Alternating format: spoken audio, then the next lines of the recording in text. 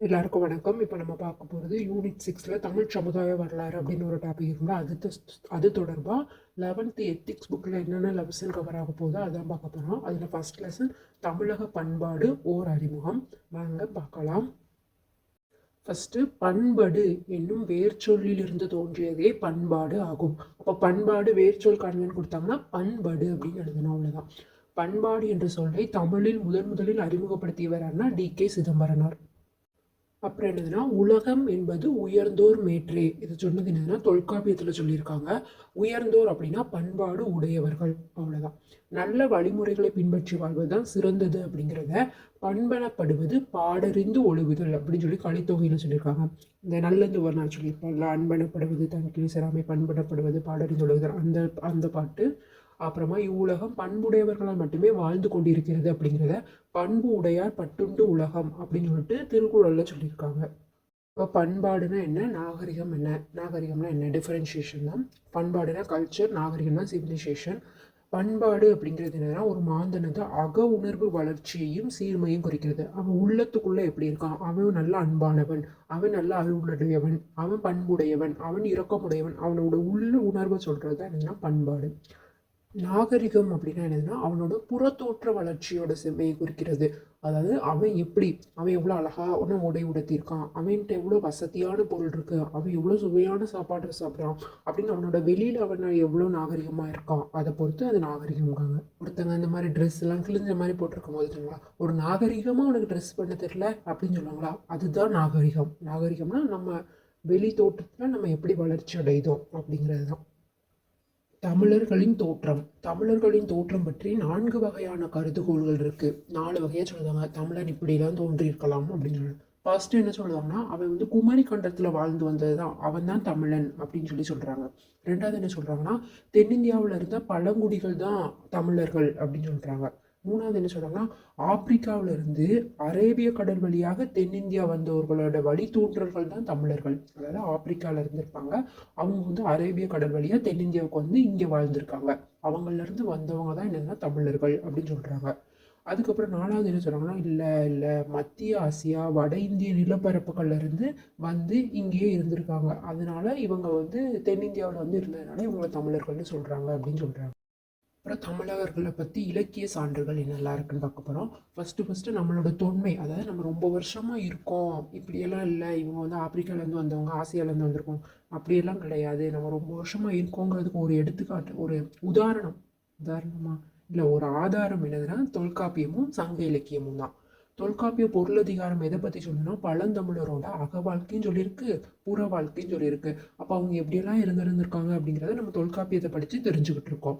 அப்புறம் சங்க இலக்கியமாகலாகிய 8 தொகையும் 10 பாட்டு என்ன சொல்லணும்னா அந்த காலத்தில் மக்களோட சமூக பொருளாதார வாழ்க்கையில எப்படி இருக்குது அப்படிங்கிறத நமக்கு சொல்லிடுச்சு. அப்போ மக்கள் இப்படியெல்லாம் இருந்திருக்காங்கன்னு தெரிஞ்சும் அவங்க வேற எங்கேயோ இருந்து வந்தவங்கன்னு சொன்னது அது எடுத்துக்கிட முடியாது அப்படிங்கிற மாதிரி சொல்கிறாங்க. நெக்ஸ்ட் என்னன்னா, யாதும் ஊரே யாவரும் கேளீர். இது சொன்னது யாருன்னா கணியன் பூங்குன்றனார். இவர் என்ன சொல்லியிருக்காரு அப்படின்னா, எல்லாரும் நம்ம ஊர் தான், எல்லாரும் நம்ம உறவினர்கள் தான், இதுதான் இதுக்கு மீனிங். இதை சொன்னது சங்ககால புலவராகிய கணியன் பூங்குன்றனார். அப்புறமா சேர மன்னர்களின் வணிக முறை, ஆட்சி சிறப்பு, போர்த்திறம், கொடைத்திறம் இதெல்லாம் பத்தி எது சொல்லுதுன்னா 10 சொல்லுது. இசை பாடல் ஆகிய பரிபாடல். அப்ப பரிபாடல் என்னது, ஒரு இசை பாடல். பாண்டியர்களின் தலைநகரமாகிய மதுரையின் சிறப்பையும், வைகை ஆற்றின் சிறப்பையும், திருமால், முருகன் போன்ற தெய்வங்களை வழிபட்ட முறைகளையும் பாடுகிறது. அப்போ பரிபாடல் பாண்டியர்களை பத்தி 10 சேர மன்னர்கள். அவ்வளவுதான், இதுல அவ்வளவுதான் முடிஞ்சிருச்சு. இதில் என்னென்னா 10 பாட்டில் 5 நூல்கள் ஆற்றுப்படை நூல்கள்னு சொல்லியிருக்காங்க. அது என்னென்னா திருமுருகாற்றுப்படை, பொருணர் ஆற்றுப்படை, பெருமான் ஆற்றுப்படை, சிறுமான் ஆற்றுப்படை, கூத்தர் ஆற்றுப்படை, அதை மலைப்படுகடாம்னு சொல்லுவாங்க. இந்த ஆற்றுப்படை நூல்களுக்கு இலக்கணமாக ஆற்றிடை காட்சி உரள தோன்றி பெற்ற பெருவளம் பெறாருக்கு அறிவீர் சென்று பயனெதிர சொன்ன பக்கமும். அதாவது தான் பெற்ற புலவர்கள்லாம் என்ன செய்வாங்கன்னா, தன் ஒரு மன்னன் கிட்ட போய் அவனை பாடி பரிசு பெற்றுட்டு வந்துடுவாங்க. எதிர வரத புலவர்கிட்ட அவங்க யாரோ இல்லாதவங்க கிட்ட நீங்களும் போய் அந்த மன்னன் கிட்ட போய் பரிசு பெறலாம், போய் சொன்னீங்கன்னா அந்த மன்னன் பரிசு தருவான். அதாவது தான் தனக்கு கிடைச்சது இன்னொருவங்களுக்கும் கிடைக்கணும் அப்படின்னு நினைக்கிறது அந்த ஆட்சிப்படை நூல். தான் பெற்ற பரிசு இல்லாதவர்களுக்கும் அந்த பரிசு கிடைக்கணும். அதாவது பெற்ற பெருவளம், தான் பெற்ற பெருவளம் பெறாருக்கு, இல்லாதவங்களுக்கு அவங்களுக்கு பயன் கிடைக்கணும் அப்படிங்கிறதுக்காக சொன்னதுதான்.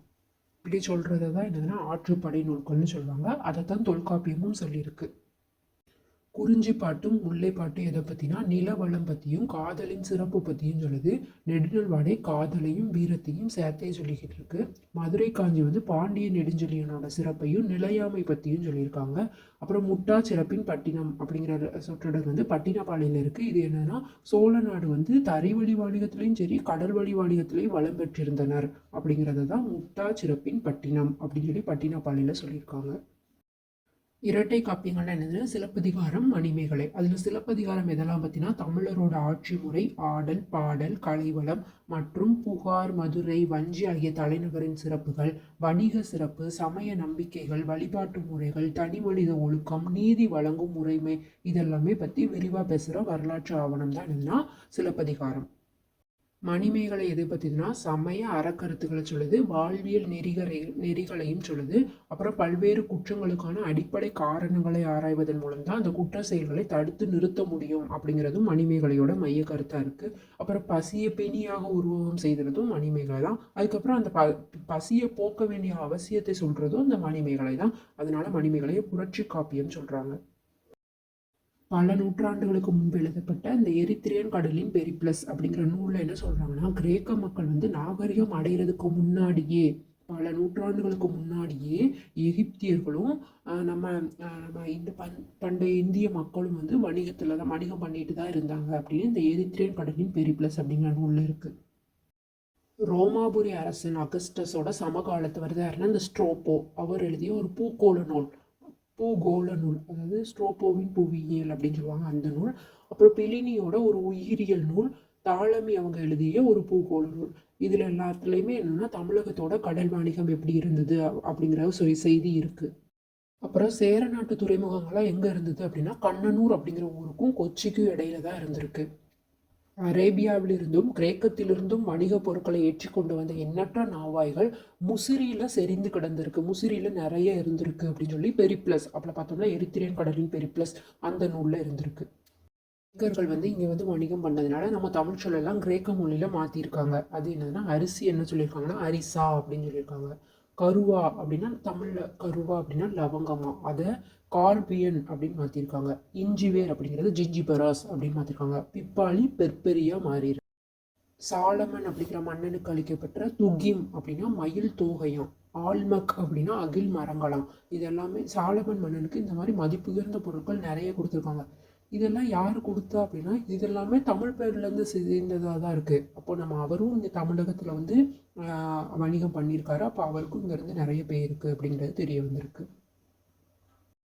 தமிழகத்திலிருந்து ஐரோப்பிய நாடுகளுக்கு பல வகையான நறுமண பொருட்கள் ஏற்றுமதி பண்ணியிருக்காங்க.